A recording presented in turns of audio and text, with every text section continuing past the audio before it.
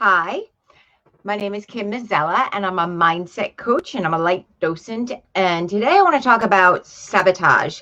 Sabotage is something that we were talking about yesterday on my show with Donna and Tracy. And if you weren't there, I want to explain why we were talking about it.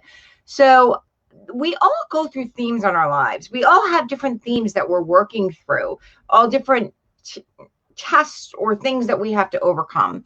And whether or not we think of them as tests or just life, sabotage is so pervasive. It's one of the archetypes that we all must face. We all must go through. Some of us have different levels of that sabotage or self-sabotaging behavior for, in different areas, but none of us get off scot-free when it comes to sabotage.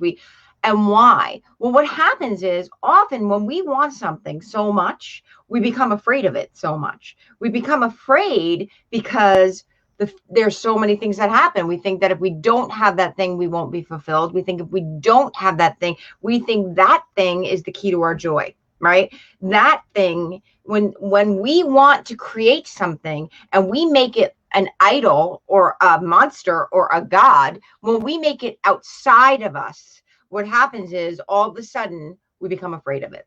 And the more afraid we become of something, the more terrified we become of something, the easier it is for us to step out of alignment and move into fear and self-sabotaging behaviors. So it makes perfect sense that when you're on the platform of fear and that fear gets really big, you follow behavior that matches fear. So if you are currently sabotaging yourself, fear not. You're normal, right? You're doing something that we all do. That being said, what do we do to get out of it? What do we do?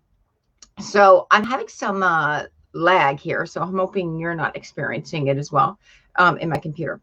So what we do to get out of it is what we all must do is if you're on a train going 100 miles an hour towards a wall, there's not much you can do. You're just going to have to go through the experience and say, okay, now I got to change, right? But once you get to the other side of sabotage, what you can do is you can say to yourself, I don't want to behave like this anymore. I don't want to do this anymore.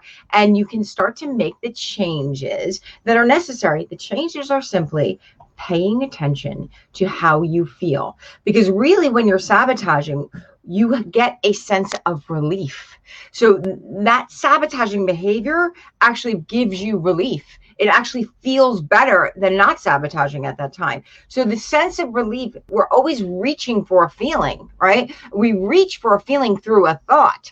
So thought always creates feelings. So you have to get your thoughts in line with what you want to create. So it's really about, but the problem is you don't have a thought and sometimes feel immediately better. You've just been having such bad thoughts. You've got to kind of change your mode of thinking, right? So if you're thinking, I'm never going to be able to have that thing, I'm never going to be able to do that thing, then you're really creating those thoughts that are leading you to sabotage. So then your next thought has to be, how do I move beyond that? So your next thought might just be like, well, I might have that thing. It's not going to make you feel better, but at least it will be real and it will move you in the direction of getting your train going in the right direction again.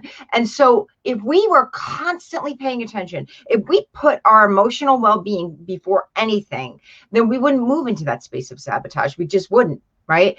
Because what would happen is we'd feel calm. When you're feeling frightened is when you move into self-sabotage, not when you're feeling calm. Even if you don't know that you're feeling frightened, even if you're just so disconnected to your emotional self, believe me, you've had a thought that have led you to a feeling that has led you to this place. So your job is to constantly pay attention to how you think. And you only have to pay attention to how you think when you feel bad. So if we could understand that we are trying to reach for a feeling when we're sabotaging, and that there's a better way to get that feeling, even if it is going out for a walk or going, connecting to someone. I was with someone who was knitting today, and I'm like, she goes, yeah, knitting keeps me from like doing 1,000 things wrong. And I thought that was so great. It keeps her hand busy. It relaxes her mind. These are the things that we can do. So what is the thing that you could do? And your job is to find what is that feeling? What is something I can do in my life that moves me in the direction that I want, that also brings me the feeling that I'm looking for? And that's not always easy, because some of those feelings are kind of like a rush, but you can do it. Anyway, that's my thought on sabotage today. I may talk about it more tomorrow, but I might talk about some of the big archetypes that we all work through and how we can get through them. Thanks for listening. I hope you're having a great day. Remember this, that if you really need help, you can always join my group. And at the beginning of March, I'd really like to do a group. So if I can get a group of people together by the beginning of March, I'll be doing a group. But I teach a course called 90 Days to Supercharge Your Relationship by Mastering Your Mindset, and Supercharge Your Life by Mastering Your Mindset. So call me if you're interested. But as always, remember this, you can always join my group, Supercharge Your Mindset, which is free.